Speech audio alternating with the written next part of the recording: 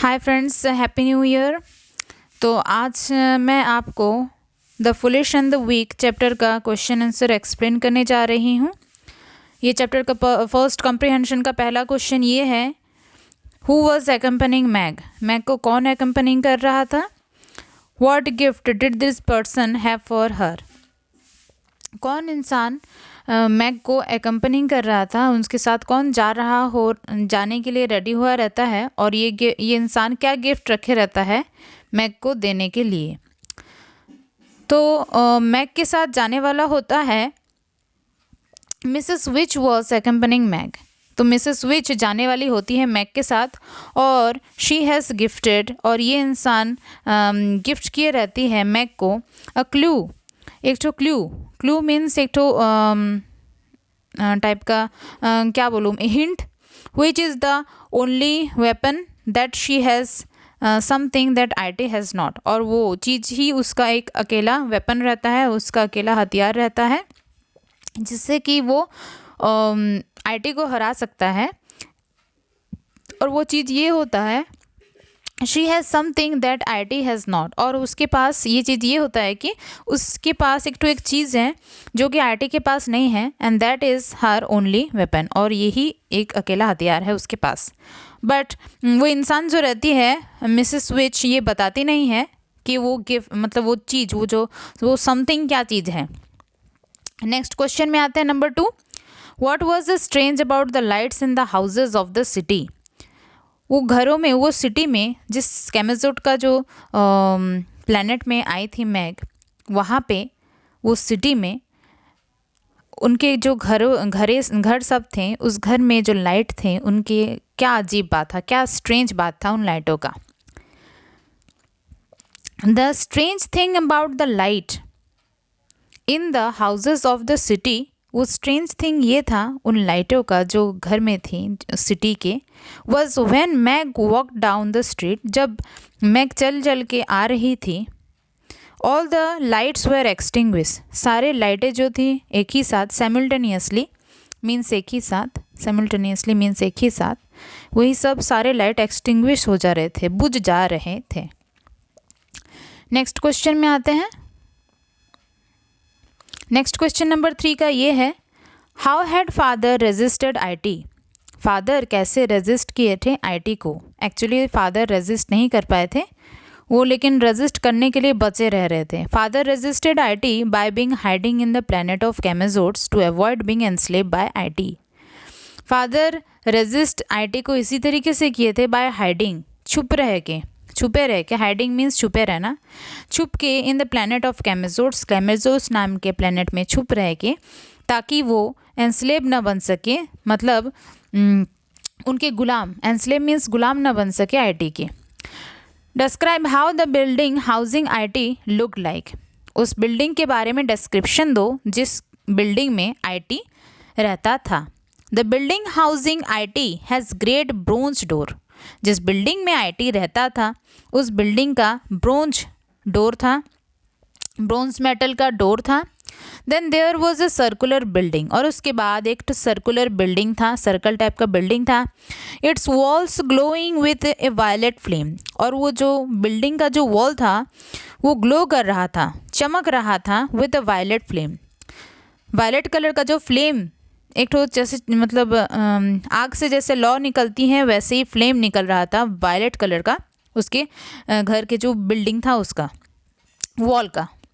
It's silvery roof pulsing with light, और घर का जो छत था वो पल्सिंग हो रहा था। पल्सिंग मीन्स कलर, कोई भी मतलब लाइट फ्लक्चुएट होना, ऑफ ऑन होते रहना, वैसा मोशन को बोलेंगे पल्सिंग। पल्सिंग हो रहा था उस घर का जो छत था, एक लाइट, जो वो लाइट पल्सिंग हो रहा था। नेक्स्ट क्वेश्चन में आते हैं नंबर 5 का। नंबर 5 का क्वेश्चन ये है, What was Charles Wallace doing when Meg saw him at IT? Charles Wallace क्या कर रहा था जब मैग उसको देखी IT के घर पर। How is he described? उसको कैसे डिस्क्राइब किया गया है। Charles Wallace was crouched beside IT. Charles Wallace जो था वो क्राउज्ड होके बैठा था। क्राउज्ड मीन्स झुक के बैठना को क्राउज्ड बोलते हैं। क्राउच होके बैठा था बिसाइड आईटी की। हिज आईज स्लोली ट्विरलिंग, उसका आईज जो था वो धीरे धीरे घूम रहा था। हिज जॉ स्लैक, उसका जो जॉ था, जो उसका जबड़ा था वो स्लैक लटक गया था, स्लैक होके था। And with A tick in his forehead retreating the rhythm of IT, और उसके फोरहेड में उसके सर, मतलब सर का कपाल वाला जो पोर्शन होता है वो वाला पोर्शन में एक तो टिक हुआ, और उसके बाद वो रिदम पकड़ लिया आईटी का, मतलब उसके हर मोशन को कॉपी करने लगा। He seemed cold towards his sister, और वो काफ़ी मतलब एकदम रूखे तरीके से बात कर रहा था अपनी बहन से। He talked in an emotional less way to her, और वो इस तरीके से बात कर रहा था जिसमें बात में कोई इमोशंस नहीं थे। इमोशन लेस होके वो अपने बहन को रिप्लाई कर रहा था। How did Meg save Charles? Number 6 का क्वेश्चन ये है कि मैग कैसे अपने भाई को बचाती है। Meg understand that IT could not withstand love, Meg को समझ में आ जाता है कि आईटी को हराया जा सकता है सिर्फ लव से, प्यार से। But she was incapable of loving IT, लेकिन वो उस हालत में नहीं होती है कि वो मतलब आईटी को वो प्यार दे ऑन दैट मोमेंट, उस मोमेंट में। But she could love Charles, लेकिन वो चार्ल्स उसका भाई है तो ऑब्वियसली वो अपने भाई को तो हर मोमेंट में ही प्यार करेगी ना। So with all her love she thought, और वो अपने पूरे प्यार से अपने माइंड में सोची, थॉट की, दैट शी लव्स चार्ल्स, कि वो चार्ल्स को बहुत प्यार करती है। And requested him to come back to her, और मन ही मन में उसको रिक्वेस्ट करती है कि तुम उसके मतलब तुम मेरे पास आ जाओ मेरे भाई। And then suddenly he came running towards her, और सडनली क्या होता है, यही बात जो माइंड में पड़ रहा होता है चार्ल्स उसकी बहन का, वो सुन लेता है और उसकी तरफ दौड़े दौड़े चला आता है। In this way she saved Charles, और इस तरीके से मैग जो है वो अपने भाई चार्ल्स को बचा लेती है। नंबर 7 का क्वेश्चन ये है, find out the words in the text which means S the same. इस टेक्स्ट में तुमको ये जो कुछ ABCD में जो वर्ड्स दिए गए हैं, इन वर्ड के एग्जैक्टली सेम टाइप के मीनिंग वाले वर्ड ढूंढने पड़ेंगे इसी टेक्स्ट में से, इसी बुक में से। तो मैं यहाँ पे लिख दी हूँ। Diminish gradually means dwindle, vibrated means pulsing, upright means stand up, resist means with stand.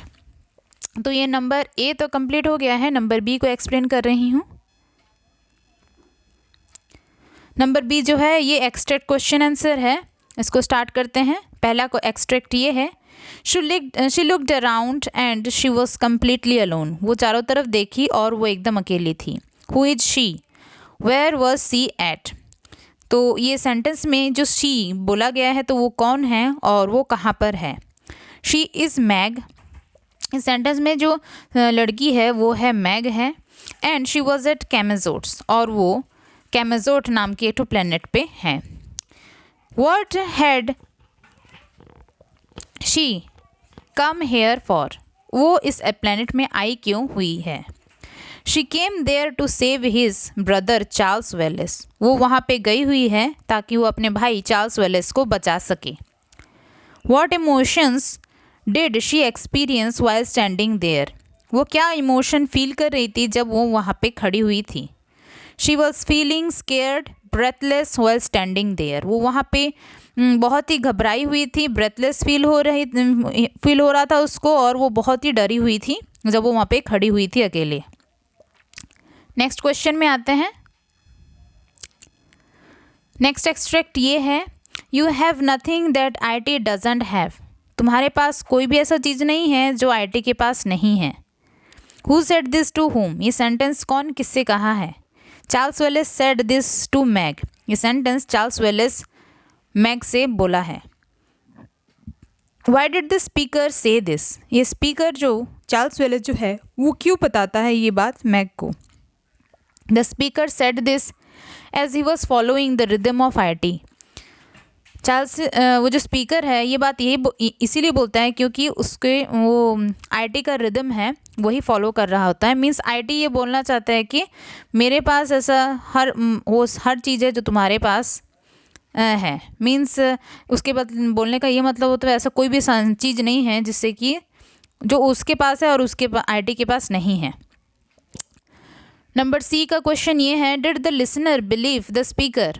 What did the listener do immediately after this? तो ये क्वेश्चन ये है कि लिसनर क्या आईटी के बात पे, अपने भाई के चार्ल्स के बात पे बिलीव कर लेता है क्या, और वो लिसनर क्या करता है तुरंत ही बाद इसके?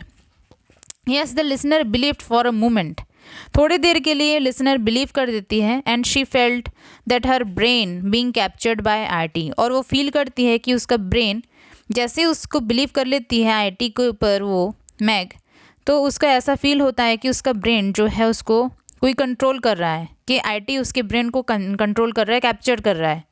But then immediately she screamed by saying no, और तुरंत ही बाद वो इमीडिएटली समझ जाती है और तुरंत ही वो चिल्ला के बोलती है कि नहीं, कि वो उससे बिलीव नहीं है। नेक्स्ट क्वेश्चन में आते हैं। नेक्स्ट क्वेश्चन ये है, नेक्स्ट एक्सट्रैक्ट है, father Cal where are we? Who said, who asked this? Who does we refer to? ये सेंटेंस में वी किसको कहा, हु सेड दिस, मतलब ये सेंटेंस कौन बोल रहा रहता है, और इस सेंटेंस में वी किसको बताया गया है? मैग आस्क्ड दिस, ये क्वेश्चन पूछती है मैग, और वी रेफर टू, यहाँ पे वी बताया गया है मैग, चार्ल्स और उनके पापा फादर एंड कैल्विन, ये सबको बताए गए हैं, क्योंकि यही सब कोई लोग गए हुए रहते हैं कैमेजोट नाम के प्लेनेट पे। Who answered this question? Where were they, और ये क्वेश्चन का आंसर कौन देता है और वो कहाँ पर होते हैं? चार्ल्स को आंसर्ड दिस क्वेश्चन, चार्ल्स इस क्वेश्चन का आंसर देता है, and they were in the twins vegetable garden, और वो लोग ट्विंस लोगों के वेजिटेबल गार्डन में होते हैं। ट्विंस मीन्स चार्ल्स और मैग के दो ट्विन लिटिल ब्रदर होते हैं, वो लोग को यहाँ पे ट्विंस बोला गया है। How did they arrive there, वो वहाँ पे कैसे पहुँचे रहते हैं? What did they do afterwards, उसके बाद वो लोग क्या करते हैं? They arrive there when Meg defeated IT, then she suddenly feel a will of darkness and suddenly they felt earth under them. जब आईटी को मैग हरा दिए रहती है, तो सडनली वो एक फील करती है कि darkness of will of darkness, तो चक्रवात टाइप का फील करती है सामने एक तो विल जैसा, और उसी में ही आ जाते हैं ये दोनों अर्थ में, और सडनली लोग फील करते हैं कि वो लोग अर्थ के ऊपर बैठे हुए हैं। Afterwards they all turn towards their home, और उसके बाद ही ये सब कोई अपने घर को लौट जाते हैं। नेक्स्ट क्वेश्चन में आते हैं नंबर सी की तरफ। Think and answer number C. Number 1 का क्वेश्चन ये है, explain why IT is unable to withstand human love despite the fact that it controls a human being by taking over their brain. Use instance from the text to support your answer. Explain करने के लिए कहा गया है IT कैसे वो human love के ऊपर कंट्रोल नहीं कर सकता है, जैसे कि वो ह्यूमन ब्रेन के ऊपर तो अच्छे से कंट्रोल कर लेता है, बट ह्यूमन लव के ऊपर क्यों कंट्रोल नहीं कर सकता है। और इसी टेक्स्ट में से इंस्टेंस लेके आपको ये बात को सपोर्ट करना है, योर आंसर को सपोर्ट करना है। आप इसको अपने हिसाब से भी लिख सकते हैं, एक्चुअली हर क्वेश्चन को आप अपने हिसाब से ही लिख सकते हैं। तो आंसर ये है, IT is unable to withstand love despite that it controls human being by taking over their brains. Human being के ब्रेन के ऊपर तो ये कंट्रोल कर लेता है आईटी, लेकिन ये विथस्टैंड नहीं कर पाता है, बर्दाश्त नहीं कर पाता है प्यार को, लव को। Because love comes from the heart, क्योंकि प्यार जो होता है, लव जो होता है वो हार्ट से आता है, नॉट फ्रॉम द ब्रेन। और IT only can control the brain, not the human heart. और आईटी जो होता है वो सिर्फ ब्रेन को ही कंट्रोल कर सकता है, ह्यूमन हार्ट के ऊपर उसका कोई बस नहीं चलता है। When Meg thought that she loves her brother Charles, जब मैग सोचती है कि वो अपने भाई चार्ल्स को बहुत प्यार करती है, was following the rhythm of IT, जो कि आईटी का रिदम फॉलो कर रहा होता है। Hears the thought of his sister, वो सुन लेता है अपनी बहन का मन का बात। At that moment IT lost his control over Charles, और वो चीज़ आईटी को समझ नहीं आता है और वो चीज़ आईटी बर्दाश्त नहीं कर सकता है, इसीलिए उस मोमेंट में चार्ल्स के ऊपर से उसका कंट्रोल छूट जाता है।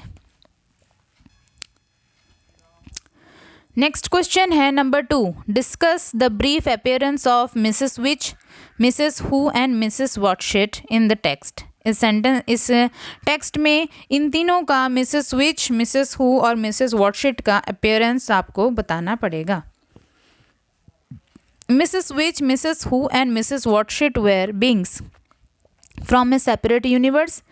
ये तीनों दूसरे दुनिया के बीइंग्स हैं, मतलब लोग हैं। They have some magical powers, और एज हम लोग जानते हैं कि दूसरे दुनिया के लोगों के मतलब अलग ही पावर्स रहते हैं, तो इनके भी जैसे आईटी का पावर है, इनका भी पावर है।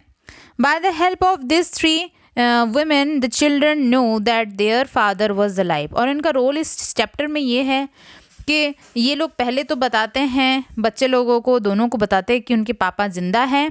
Letter when Charles was captured by IT, again this women help Meg. और बाद में जब चार्ल्स को कैप्चर्ड कर लेता है आईटी, तो अगेन यही women लोग मैग को हेल्प करते हैं by their gifts to bring back her brother, उनके गिफ्ट के ज़रिए, और ताकि वो मैग अपने भाई को वापस ले आ सके। At the end of the story again they appear with A wearing, एक वेयरिंग के साथ अगेन ये तीनों अपीयर होते हैं जब ये स्टोरी ख़त्म होता है उस मोमेंट पे। And after giving farewell to them, और उनको अलविदा, फेयरवेल मीन्स यहाँ पे होता है अलविदा देना।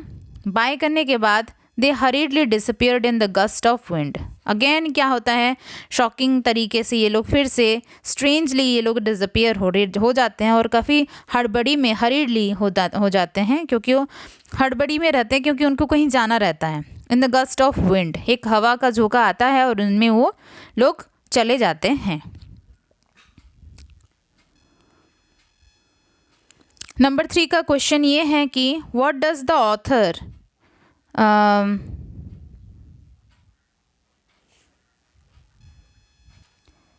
how does the author sure that Meg's fear of IT is communicated to the reader? The author ensured that Meg's fear is communicated to the readers as many times she mentioned.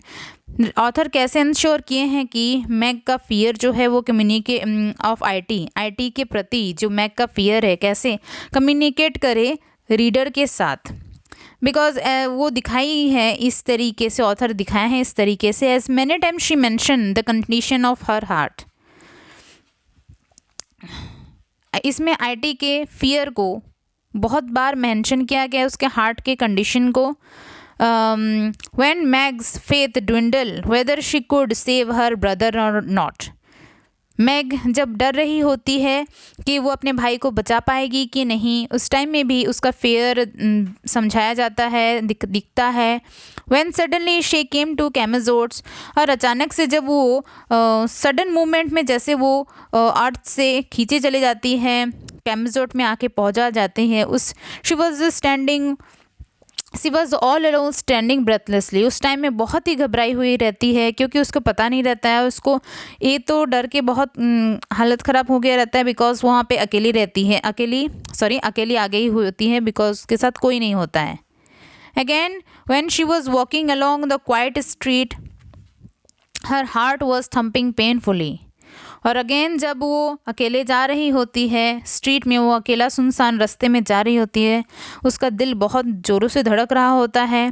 तो इस chapters में बहुत सारे instance मिलेंगे, बहुत सारे words मिलेंगे जो ये समझाते हैं कि मैग पूरी डरी हुई है, और उसका कंडीशन बताते हैं कि वो कितनी नर्वस है। The pulsing light of the building also helping her to scare from IT। और वो जो घर का जो पल्सिंग, वो जो बिल्डिंग का जो पल्सिंग जो लाइट हो रहा होता है, वो भी काफ़ी डरा रहा होता है उसको IT से। She was also terrified the moment she saw her brother totally in control of IT। वो उस मोमेंट में बहुत डर जाती है जब देखती है कि IT पूरा कंट्रोल कर लिया है उसके भाई को। When she started hating Charles, IT started controlling her. जब वो सोचती है कि मैं चार्ल्स को हेट करूँगी तो आईटी मतलब हार जाएगा, बट ऐसा होता नहीं है। जब वो हेट कर रही होती है अपने भाई को, उस टाइम में आईटी उसको कंट्रोल करना स्टार्ट कर लेता है। सी स्टार्टेड फीलिंग फेंट एज हर स्टमक चर्नड इन आईटीज रिदम। और उस टाइम में भी वो काफ़ी डर जाती है क्यों, और उसके जो स्टमक है वो चर्न होने लगता है। चर्न मीन्स क्या बोलूँ, बहुत ही जैसे हम लोग ग्राइंड करते हैं कोई चीज़ को, तो ग्राइंडर का ब्लेड जैसे सर्कुलर मोशन में घूमते रहता है, वैसे होने लगता है उसके स्टमक में। वो ऐसा फील कर रही होती है इट इन आईटीज रिदम, और वो आईटी के रिदम में वैसा होने लगता है। फ्रेंड्स, ये ग्रामर पोर्शन का हर क्वेश्चन का आंसर है। यहाँ पे मैं ग्रामर पोर्शन का जो फर्स्ट नंबर ए और बी को मैं एक्सप्लेन कर लिख दी हूँ, आप यहाँ पे से नोट डाउन कर लीजिए। और नंबर जो लिसनिंग जो नंबर है, लिसनिंग वो नहीं हो पाया बिकॉज उसके लिए ऑडियो क्लिप चाहिए होता है, एंड स्पीकिंग वाला भी नहीं है। राइटिंग वाला को मैं बाद में पोर्शन में आपको दिखाऊंगी। और यहाँ पे स्पेलिंग वाला भी है एंड वोकेबुलरी वाला पोर्शन भी है।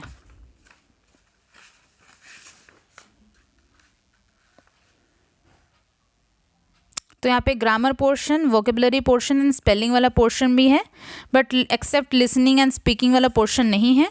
और जो राइटिंग वाला पोर्शन है, जिसमें कि आपको एक एप्लीकेशन लिखना है, जो उसके बाद वाले में है, आप इसको यहाँ से नोट डाउन कर सकते हैं।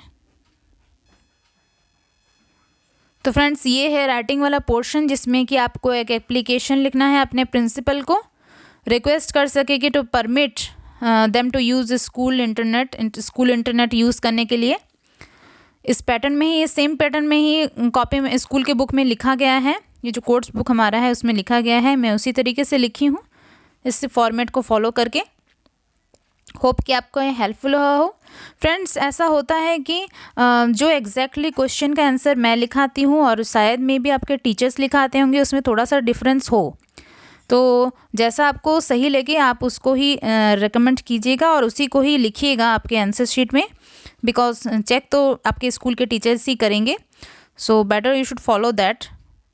लेकिन अगर आपको ये भी सही लगता है तो आप इसको भी फॉलो कर सकते हैं। अगर आपके टीचर्स इसको अलाउ कर देते हैं, then you can write this one as well. Hopefully कि मेरा ये आंसर आपको हेल्पफुल हुआ हो। मेरा वीडियो अगर आपको अच्छा लगे, हेल्पफुल हुआ हो, तो इसको लाइक कीजिएगा, मेरे चैनल को सब्सक्राइब कीजिएगा। Thank you so much.